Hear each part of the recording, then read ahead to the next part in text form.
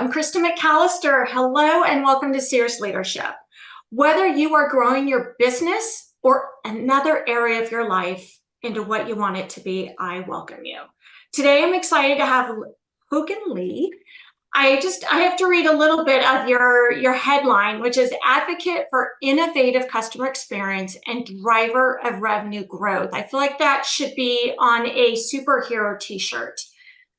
Because you really are an advocate for so many things, and we'll get into some of that. But welcome and thank you for joining us, Hogan. Thank you so much for having me. It's a pleasure to be here. You and I have had a variety of discussions, and we could start just about anywhere. But I want to point out in each of our discussions, what has really stood out to me is your authenticity and sharing your experiences in business and in life. And as an investor, a CEO, an entrepreneur, including a psychology degree from Vanderbilt, I can imagine you have a level of insight and awareness beyond many of us in the business community. So I think that's a good place to start because we are currently in Mental Health Awareness Month. There has been a lot of conversations about mental health, what we see in the workplace, and how we can support it. So you're okay with it. Let's start there. And most recently, you were president and COO of an organization whose mission is to connect people through self-care. Absolutely. It was a wonderful mission-based organization that, our primary mission was to make people healthier through movement and self-care. And basically the way we did that was through primarily yoga and Pilates and fitness. And if you could imagine a company similar to Peloton, but without the equipment. So you can do yoga anywhere. You can do it live streaming with some of the best instructors in the world, or you can take kind of courses and a curriculum offline whenever you're able to do it. And so that was something I have most recently been working on for the last couple of years. And it's been just a wonderful opportunity to give back and really kind of work on something that really impacts people in a positive way, especially like you said, this month is Health Awareness Month, and being able to be moved and to be grateful. All those things are kind of baked into kind of what we were serving, and it really kind of allowed us to really magnify that to so many people that need it. And I love it more and more we're seeing that mission-based businesses, because you have grown a number of businesses throughout your career. You've been very driven in that. And to be able to take a passion of yours and that grounding and that mental health and really serving yourself and part of that journey and grow it as a business. What drove you to that, or how did you end up there? That's a great question. I'd say that for most of kind of my earlier career, things have been very individualistic, right? I think in America, it's a very individual society. And my upbringing, ever since I was a kid, was very individualistic, really promoting kind of individualism. Um, and so, for example, when I was younger, it's about getting the best grades so I can get into the best like honors classes and getting into the best colleges and the best jobs and best promotions. So I'd say that for me personally, this kind of desire to have a mission-driven aspect of it originally was formed because earlier in my career, everything was about me.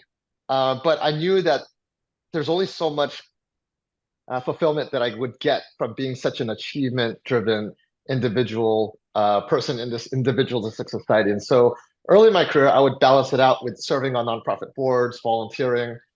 And so just reflecting back on kind of my journey, I see how that's how I kind of balanced it out, getting kind of really focusing on this individual journey to establish myself, but also feeling that, hey, through service, I could feel like I'm giving back and doing something that's greater than just myself. And as I got more and more kind of established in my career, I think the desire to do kind of integrate both the work and mission-driven side into one has become a really big calling within myself. And as I got better about listening to my gut and my intuition, I think that's something that I've made as a cornerstone of my decisions going forward within the last couple of years, and has helped to shape decisions I make both in my career, where I go, who I visit and the type of conversations I've had. So it's been an evolution, but I think it was initially formed out of this um, learning that, hey, achieving all these things are great, but a lot of times that happiness that comes from achievement is kind of fleeting. And so I'm always on to this next. So I know that earlier in our conversation, we talked about this achievement hamster wheel. I was very much on that. And with that, I kind of, through self-study, through talking to mentors and people that I respect, really understanding their journey and how they were able to kind of move from this, I'm going to achieve this and I will feel this, to I'm going to do this purely because I love serving and the things I get from it, whether it's joy, happiness, or fulfillment. I've learned over the years it just really kind of lasts a lot longer. It's more sustaining. And now I'm in this part of my life where I'm trying to integrate both sides into one. So I don't need to split my time into both, right? Because before, when I was younger, sometimes I would do two full-time jobs, right? I would lead a nonprofit organization and I would do my career day job during the day. And I think when you're in your 20s, you could do a lot of things and you could burn the midnight oil. But as we get more mature and we have more experience, but that also means we work smarter.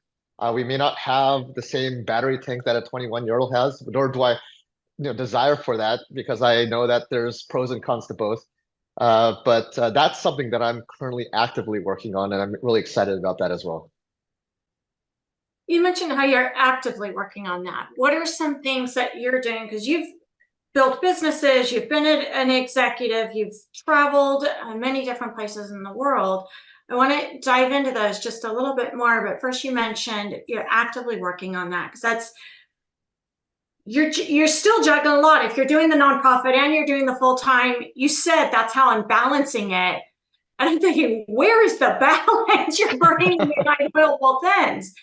How did you find, or how did you recoup, your that balance, or how did you? I understand it brought you joy, but did it energize you? Yeah, I think that for me personally, I'm trying to become much more integrated as a whole person. So before, I would be very good at creating facades, my business facade and my nonprofit facade and my personal facade, and keeping all three up and kind of maintains takes a lot of energy. And now that I'm in this new phase of my life, I'm really looking to integrate all of them into one, so I don't need to maintain multiple personas per se. And the way that I've been able to kind of uh, make progress in that area is through working with professionals. I love working with coaches, executive coaches, life coaches, to really help give me a perspective on what's really important to me and how I can incorporate and integrate that into my life. Also, how I make decisions, and making sure that they're all balanced. Like, before I mention, now I'm making a decision. If I'm doing something in career, it has to be for an opportunity that makes the world a better place, even just a little bit.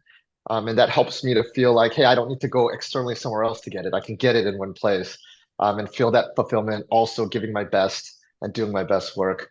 I'd say that therapy has been a very good one too. I never knew the power of it until the pandemic. And, being an entrepreneur, I drank the Kool-Aid, that if we work hard enough, crazy hard enough, and smart enough, we should be able to do anything in this world. And the reality is that there's a lot of things in this world that we can't control. But I believed that I could, and that led me to a very challenging path, which then thankfully had a lot of good support structures to encourage me to explore different healing modalities and ways to learn about myself. And I think that the pandemic really helped to kickstart a fast tracking of kind of that reassessment, realignment, resetting, and reassessment of what, like, for example, success feels like to me. Because up until that point, I just relied on this defined path that society or my parents or my family or those around me have followed, and just kind of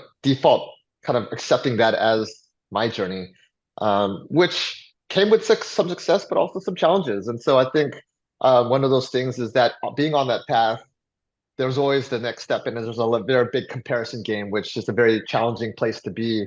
Especially, I think it's a double-edged sword because I like surrounding myself with people that are doing really well and accomplish many things, but oftentimes, sometimes you get caught into this comparison trap of why am I not there, or why can't I achieve this, or how fast can I achieve it? So then it kind of robbed the joy of all the wonderful things that were going in my life and that I've been able to do and savor. So kind of learning those lessons and now kind of reformulating and reassessing what that feels like to me so that internally I have this compass that doesn't feel very fleeting. It's something that is part of who I am and um, becomes that kind of like consistent North Star. So there's not always that next thing to strive for, that I can actually savor and enjoy, and be more present in the things that I'm truly proud about. I've talked about that, and one time you talk about personas and being an entrepreneur. We work with a lot. I work with a lot of founders, entrepreneurs, business owners, and there is this concept: more, more, more. I've got to drive myself. I got to drive myself. I got to drive my team, and you just do end up in that. How do you get clarity on what am I driving towards? Why am I driving towards it? And you mentioned this persona of I've got to look or feel a certain way as an entrepreneur and have this facade about me. What was that? And it really does drain you. As you were driving towards that and that success, did you have a clear indication on here's the finish line? Or did that goalpost continue to get pushed out more and more as you achieved each of those goal lines? Yeah, I'd say the awareness that I have now, I realize that the goalposts keep moving. Just like it's very common for people's lifestyle creep to go up as you make more. It kind of fills that gap, right? I'd say that that is something that's, it's important to keep an eye out for, but it's easy to get caught up in because, for example, to your listeners, I used to live in the Philippines because I started a venture-backed company, and when I moved out there, there was nothing I had to prove to anyone. I was working a night shift, and I could have retired, but the reality is, I got to see how people live with much less and just as happy or maybe even happier. So I think those perceptions really kind of made an impact on me. And it was very important for me because I realized that I was making my life very complicated by comparing and striving all the time. But the tricky thing is when I moved back to Los Angeles, I'm surrounding myself again with these successful people. It's easy to get caught back up into that moving goalpost race. And so I'd say that's something that I'm being a bit more aware about to keep my attention on. And I'd say that's something that I guess I look back finally on. Gladly, I have that experience in the Philippines to really kind of give me a perspective of how I felt when I was there. Whenever I feel like less than, or that I haven't really proven my worth, or that I have something to show, or whatnot. Those are kind of indicators that, hey, I think I'm getting pulled back into that achievement hamster wheel and the comparison trap. And so the good news is I have some of those memories in the past that help put me back into this more grounded and centered place. But it is, a journey with lots of ups and downs. But I'd say that work that you mentioned earlier is giving me a bit more of that firm foundation to know that at least I can catch something before it spells too far out, where then it impacts the quality of my life and the quality and my presence of being. So that's something that I'm consistently working on, and it's getting, I'm learning more. And I think that related to kind of, this next chapter, and we talked about fractional and whatnot, I'd say um, I know what I did in, my earlier career where I drank that Kool-Aid of no pain, no gain and hustle culture. And it allowed me to achieve a lot of great things, but we talked about the cost that I felt, that it was just kind of nonstop, the goalposts keep moving. And I think that now that in this next chapter that I'm really excited to embrace, and I'm in the process of embracing, is that, yeah, I could do it the same way that I've done before because the startup culture is about that, but there's ways to do it smarter in a way that is more fulfilling and enables people to really marshal my strengths better and also help others do the same. And that's kind of what I'm looking forward to, is that there is this next phase of my career. I think there's this book by, I think, like this author named Brooks, where he wrote two books called Strength to Strength and The Second Mountain. And I'd say, right now I'm in this part of, you know, phase of my life where I want to curate more eulogy virtues rather than my resume virtues, right? Up until this point, there's a lot of accomplishments, which I liken to resume virtues or LinkedIn virtues. But now I'm in this kind of phase where I want to serve more and make impacts, positive impacts from all the knowledge, wisdom, lessons, both from successes and failures, that I can help others to do things better, that it doesn't have to be grind time all the time or no pain, no gain, that we can actually have fun and do really good work.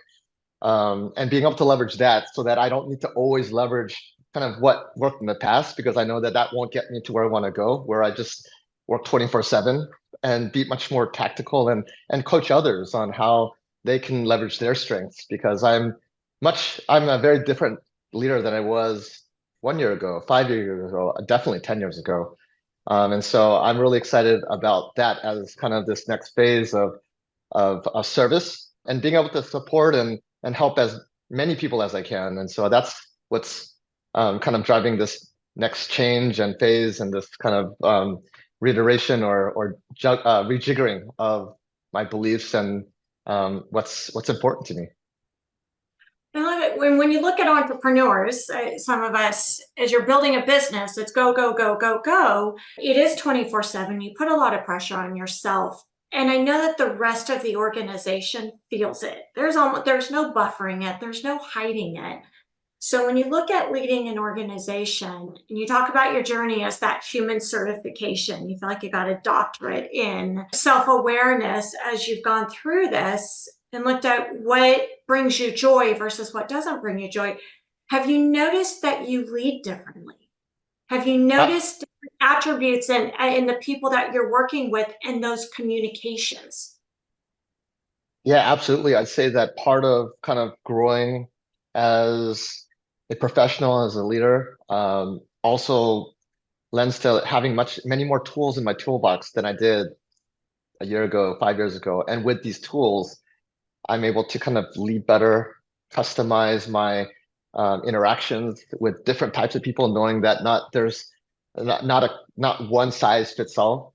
And I think that's something that's really important, which helps me to connect with people on a deeper level faster and really understand, what's motivating them and how to align people to a common shared goal. And these tools, it could be how to interact one-on-one with people or with groups, with teams. There's company-wide systems like OKRs and EOS, so many different tools, which I didn't have earlier in my career, but now that I do, which enables me to be a more effective leader because it allows me to customize and tailor my approach to so many different types of working styles and personalities.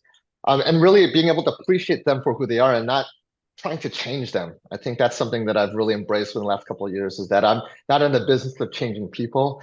I'm only in the business of changing what I have control over, and really kind of shining a light and making sure that I'm living, to the best of my ability to be the best version of myself, and also being able to stand in my own to know that, hey, I am proud of who I am, and this is the type of person that I stand for. And if people want to get on the boat, great. But at the same time, I'm not in the business of trying to change people of who they are. It's their journey, and they will be on that journey, and accelerate at the right time. And so those are some of the things that have changed over the years. And as you look at supporting organizations, because when you're inside the organization and you're very operational driven, you're very metric driven, sometimes it's difficult, or maybe you've elevated individual contributors to be managers. As you take from that toolkit, you step in and you work with them. How are you helping them step up, really being a team as a manager? Because now you've got to lead a bunch of individuals, and to your credit, say, and I can't address everyone in the same way. I've got to recognize what motivates each one of them. How do you work with those individuals? And I love it as you talk about coming in from the outside as a fractional intern. You've got a fresh perspective and you're able to help them lead while still taking into account you're operational excellence, you're very customer motivated, you're very innovative as an individual. We'll get into some of that. Um, how are you working with them to help those individual contributors, because you've been on that journey, really bring everyone together as a team? Yeah, I think like for me personally, just that's a great question. Thinking on the cuff, on the fly, I'd say that for me personally, nowadays I work as fast as possible to learn and appreciate them as a human, as a whole human being, not just about what they bring to the table in as a job or a skill. It's really understanding kind of what makes them tick, what really drives them, what are the things that are going in their lives so I can understand who they are and, what they're good at and what they're not good at, or maybe there's some of their blind spots. I Mhm. think, coming to the core of it is like, can I learn to really care for this individual and really care for that they come with, you know, well, for me to believe that they're coming into the situation with the right mindset and the right heart, that they want to do the best work, that I am invested in their growth, and that they know this too. It's not just me like internalizing, it's actually sharing and really being curious about who they are, what they want to do, where they want to go, and where I can kind of support them. So this is kind of a conversation, but ultimately it's my responsibility to really get up to speed on this as fast as possible. So then I know what where we can start kind of pushing the boundaries, right? Because a lot of the growth happens in that area of discomfort where it's kind of where they're not comfortable, but not past to the point where they feel disencouraged. So really kind of understanding where we can kind of start moving towards that and giving them challenges where we may start smaller and start kind of creating a culture of small wins that will lead to big wins. But ultimately, I think when it comes down to it, it's about can I really like care and care about this human being? Because I think that genuineness and authenticity really comes across because when people I think there's a lot of talk about safe spaces, whether it's at home or at work. But part of that in creating a quick space is safe space is like, do they trust me so that they can be authentic and to give me the real, I don't know, some people call it the real or the real deal Holyfield or what the real situation is, right? I don't want to surround myself with just yes people, but do they feel safe enough for that? And a lot of that responsibility is on me so that I can have this open conversation with them. So I think there's a lot of ways to get the best out of people, but this is the way that I think I've found, especially now, that I work very quickly to try to establish that rapport and creating that safe space to enable for me to really kind of build that relationship, that foundation, which will then allow us to move very quickly in creating a very kind of a team that is performing. And I love it. Your perspective really has given you an opportunity to bring in incredible talent and build great teams. In fact, you and I were at a lunch recently, number of very high performing, very accomplished executives. And as accomplished as everyone is, they looked at you and still said, so in the group, you've probably been in the hiring process more recently than the rest, number of fractional consultants, interims. And I love it. One of them asked you, what advice do you give us? What are you looking for when you're bringing on new team members? Yeah, I think I remember that question. And I think it's multifaceted and thinking about it is that there is, a problem. There's problems in business that we need to solve. And yes, we want to solve for them, but not just that one problem. And so it's kind of balancing both is that initially it's about solving a problem that we need, right? But are they also able to work very hard and are they intelligent enough to be a generalist so that, hey, you might solve this one specific problem within a function. But the reality is, since I've been in startups, the reality is, people get their hands dirty and there's an opportunity to make an impact in many different ways. And maybe this is the opportunity for this person to find the joy or an area of business that they really feel excited about that they didn't have before.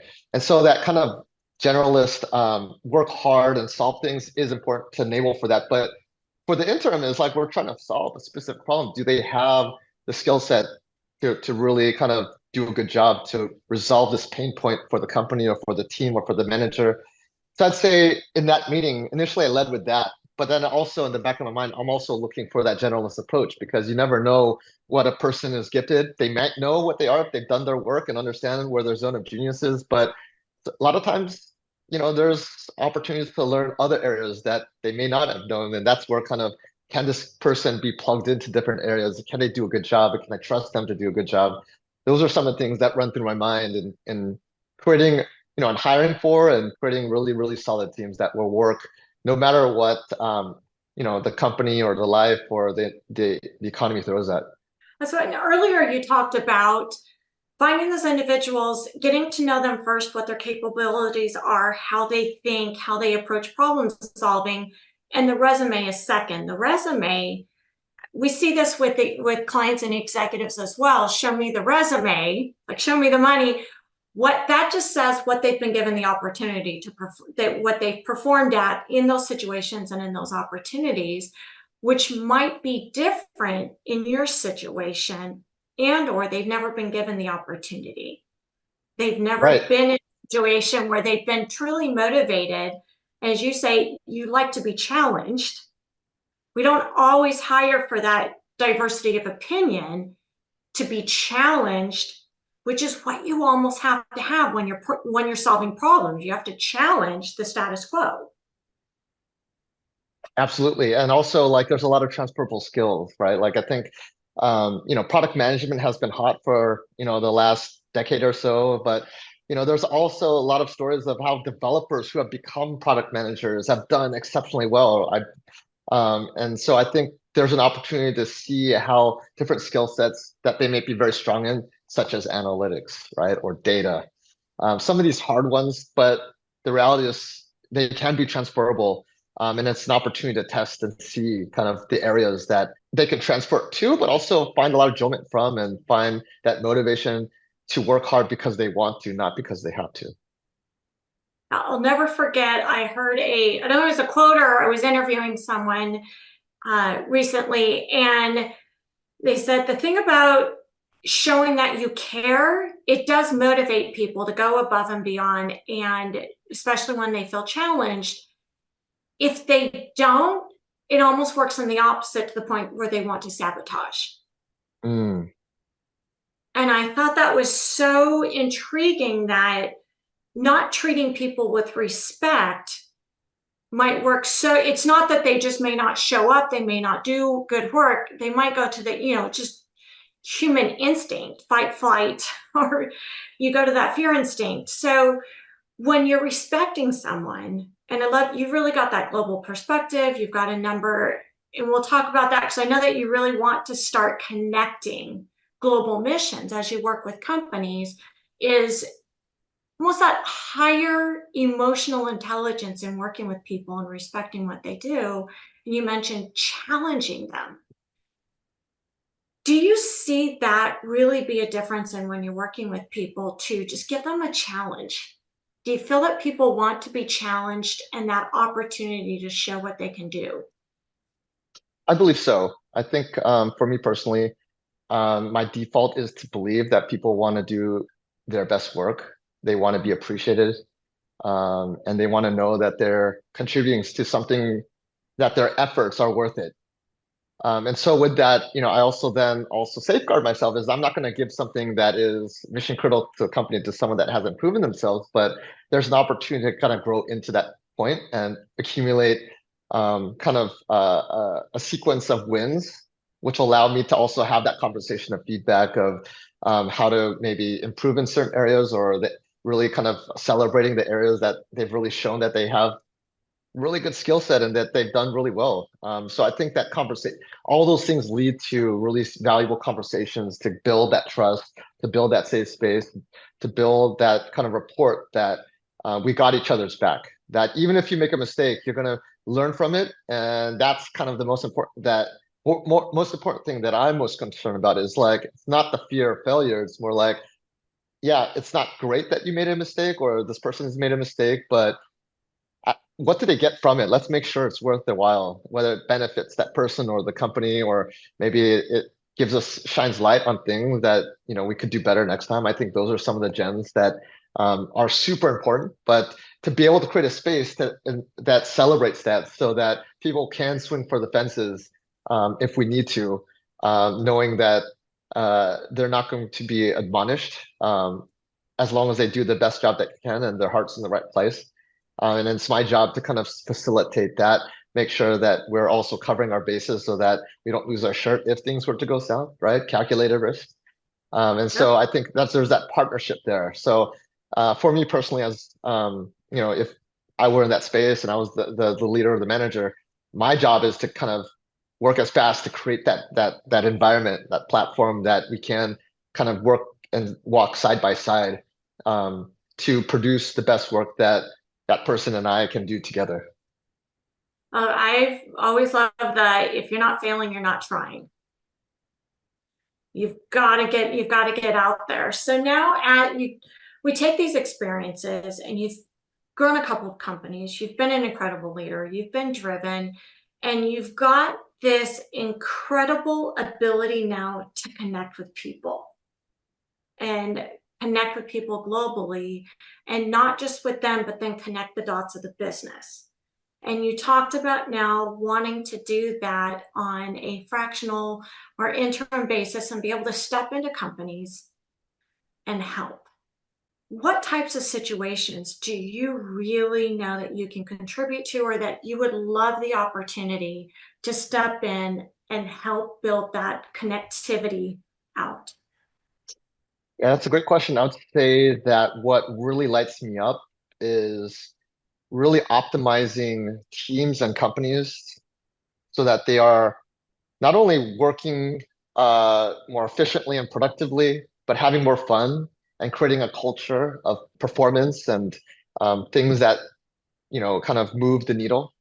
I'd say that with all the tools in my toolbox, like company-wide operating systems, those are something that I truly believe in because it starts from the top and really kind of alignment is so important that falls and kind of distributes its way through the organization. So I'd say that like helping companies run efficiently, creating a structure that enables it for that next phase of growth, having enough lessons learned to understand the pitfalls of what to prepare for, and to really keep an eye out for, is something that allows me to leverage kind of that knowledge, wisdom, and from successes and mistakes.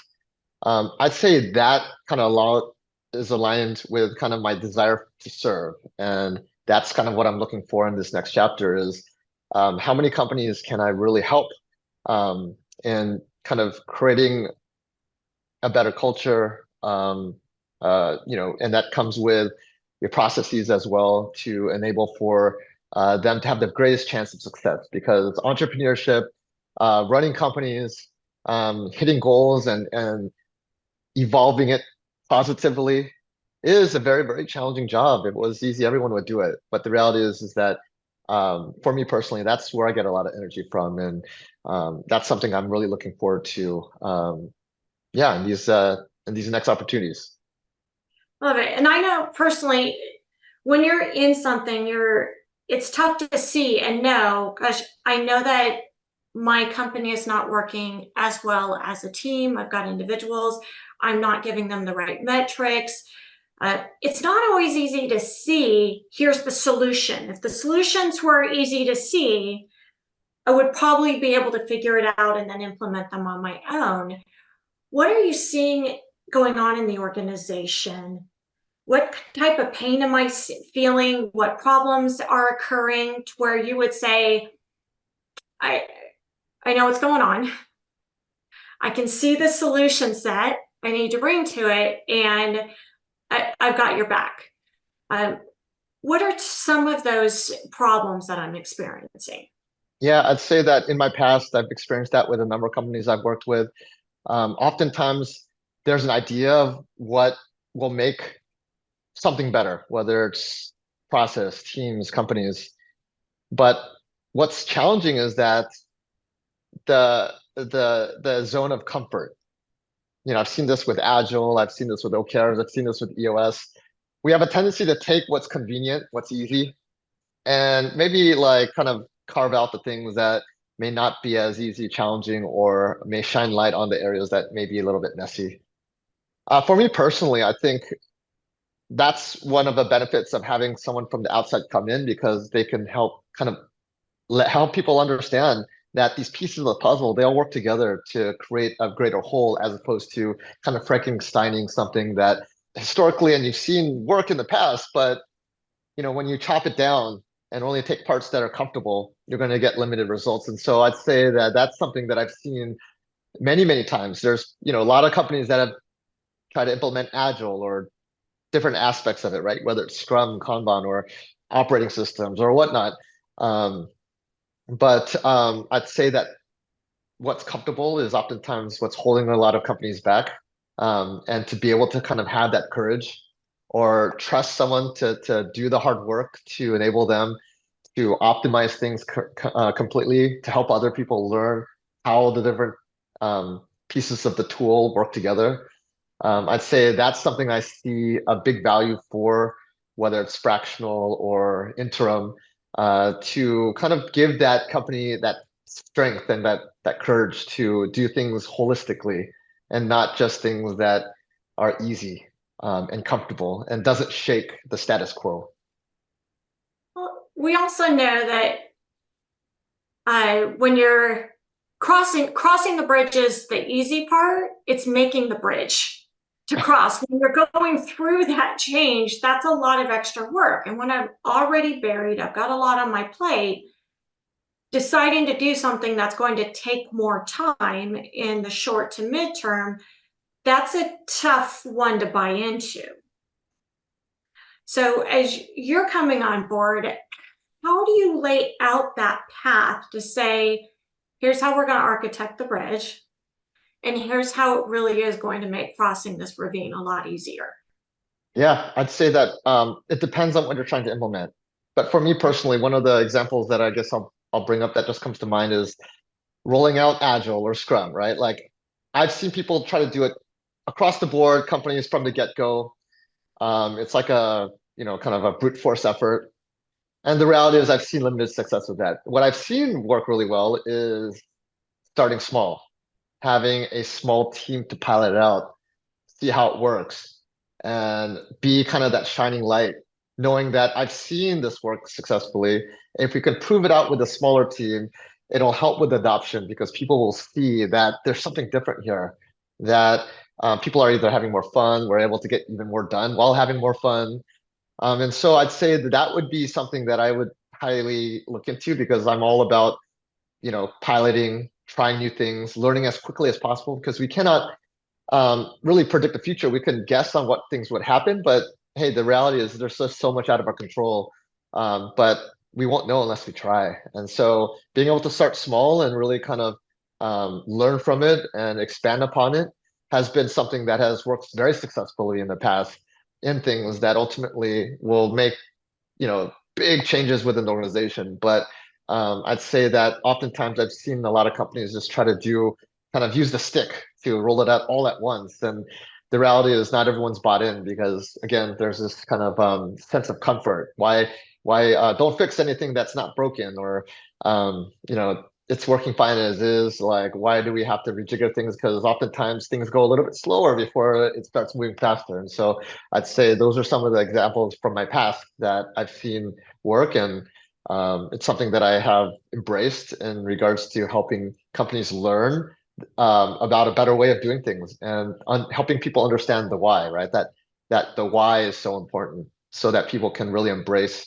change in a way that will live for the future. And from my experience and my personal experience as well in working with clients is we tend to solve the problem that's right in front of us, and then we solve for that, and then we solve that creates an unintended consequence, and then we solve for that, and we end up solving for problems that are the band-aid keeps coming off. Okay, we need a bigger band-aid versus caring for the wound to begin with, and what's the outcome, what are we trying to accomplish with that, and let's solve for that. We usually see a lot of those problems go away. And I can see, as you talk about being able to connect the dots, being able to go into an organization and meet with people and say, here's the champion, Here's the internal champion. Here's the team that we're going to put together. And here's how we're going to test it.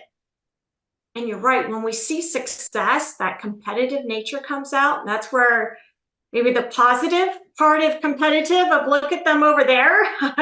I want to be that and I want to do that. And that does take a lot of trust in someone to be able to say, we're going to do things differently. I'm going to trust you because even if this doesn't work out, then we adjust. Absolutely. And I'd say that that's where also the benefit of working with really experienced, whether it's fractional in it or interim, they have experiences at companies that have done it well. There's a good chance that they probably worked at companies that haven't done it well. So they know the comparison. And there's a lot of optionality that comes from that, right? As opposed to, like you said, if we don't have that experience, we may just be addressing kind of doing putting a band-aid on something and not going to understand what the root cause is. But the experience is something that really kind of lends itself to understanding, hey, we've done it this before. Maybe we could try that again, or maybe a subtle version of it or a different way. But it gives a lot more options in which to choose from so that we can then create the best option for whatever this client or this company is, knowing that um, there's not a one size fits all, and there's a culture aspect of things that work better with the people there. But knowing having as many options as possible enables us to create, um, I guess this is kind of related to design thinking, right? Like have a lot of different options so that we can then craft the best one for this situation, for this company, for this culture, and for the people. That's why I like it's as if you've only done it once, then you're going to take that template and try and apply it, but it may not apply to that situation. Absolutely. Versus And this is kind of going back to that toolkit, right? We all start off with the toolkit, we grow it over our careers. But like, yeah, I mean, those that have really put themselves in the fire, they have a lot of tools to work with. And they know that because there's not one size fits all, let's try this one or this one, or maybe, in this scenario, it's not a team thing, it's not a company, it's an individual thing. Maybe there's a tool here. But I think in that aspect, the experience, the knowledge, the wisdom, the successes, and the challenges and the learnings from it, that's where you get the best bang for your buck as quickly as possible. And that's why this whole fractional and interim executive kind of industry that has exploded um, is such a valuable thing because you're getting that those years of experience that you can leverage right away to um, get benefits sooner rather than later.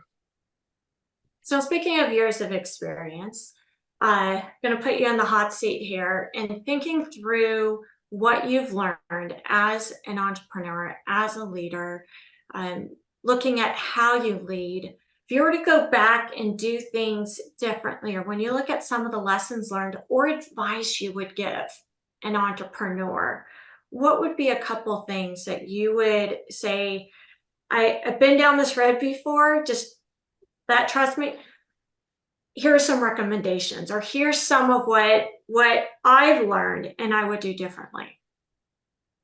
Yeah. Wow, that's a great question. You like to keep me on my toes. This is a I great one. told you hot seat. That's a good one. I'd say just off the top of my head, looking back on if I had to do something over again, it's really kind of being able to really understand kind of my gut and my heart better, or maybe integrating that with my head. Because oftentimes, most of my career has been on my head because it's like this is the path, and I think that this is going to get me to where I want to go or achieve and get me to where I want to be. But a lot of times, I made decisions not really, kind of listening to my heart or my gut, and I think that has got me into some challenging situations that allowed me to get really, really valuable lessons. So I'm not regretting them at all. But if there's a way for me to learn how to integrate those sooner, I think it'd probably have shortened the path to where I wanted to go, with the feeling that I truly am doing this because I want to, not because it's what society or my, parents or expectations have said that this is what I need to do or be. So I think that work, we talked about like redefining what success feels like to me. That's a journey I'm really excited on, and of course, I wish I did it sooner, but it's happening now. So it's happening at the time it's supposed to. And if I had that as an internal compass and North Star earlier, I'd say that, yeah, I mean, maybe I wouldn't have had to go to such depth of learning and challenges. Who knows? but I'd say that that's something that has supremely helped me in my career and my well-being and my outlook on kind of life and where I want to go and what I want to do and type of impact I want to make. And so I think those are those questions that I have actively embraced, but I'm now leveraging heavier and leaning on heavier um, as I go into this next phase of service and being able to leverage the networks that I've built that I didn't have early in my career, or the skill sets and knowledge. I have this kind of different way of being and doing that I can leverage, so I don't need to pull the midnight oil all the time. That I can pick, like, really be strategic on when I need to grind, because I'm not saying that life will never have times where I need to put in that midnight oil, but to not make that as the default normal, so that when I do pull it, it really makes a big impact. And so I think it's just leveraging those other gifts that I have more efficiently. I love it. And that intentionality that you have right now with wanting to serve, wanting to be part of organizations that are purposeful, and in some cases to bring purpose to organizations and connect. It's almost like you're connecting the mind and the hearts of the organizations that you're coming into, which it can be so incredibly powerful. And I've heard this from a number of entrepreneurs and owners saying, when my mind and my heart and my gut are not aligned and they're out of integrity, I know something's not right. Mm, And I need to go search and get them aligned. That's just everything in my body telling me what I'm doing is not the right thing. Those should be aligned. And if they're not, what universe or whatever you want to talk about, that intuition and that gut as business owners, right? Sometimes it's what has us starting business. It's what has us going out and that our passion comes from, and keeping that aligned. I love that you have taken that and are now very intentionally aligning them with what you do next, who you go help, and how you can help them connect those dots. yeah, what a journey it's been, and I'm so excited for for the journey to come and the journey that I'm now, knowing that I'm just much more resourced and just much more aware, and just really excited, and being able to really kind of take lessons and joy from all the different bits that are happening, and not just always being anxious about the future. The future is important, but there's just so many great things going on now, and I think that has helped me to kind of keep that balance. Keep an eye out for the future, which is important, but not always dwell there, because then it doesn't allow me to kind of really experience and enjoy the stuff that's going on right now. Hello, I look forward to having you back, Hogan, as we maybe talk through some of your future journeys and look back and compare the two, especially to see how you're going to go be of service, especially to companies that I know could really use that, may have lost weight, or just need that extra set of not just hands, but that toolkit and those resources that you can bring. I'm excited to hear the next journey that you go on. Yeah, we Hogan, will be in touch. absolutely. Thank you so much for sharing and being part of the journey today on Cerius Leadership. And we will see you next time. Thank you so much for having me.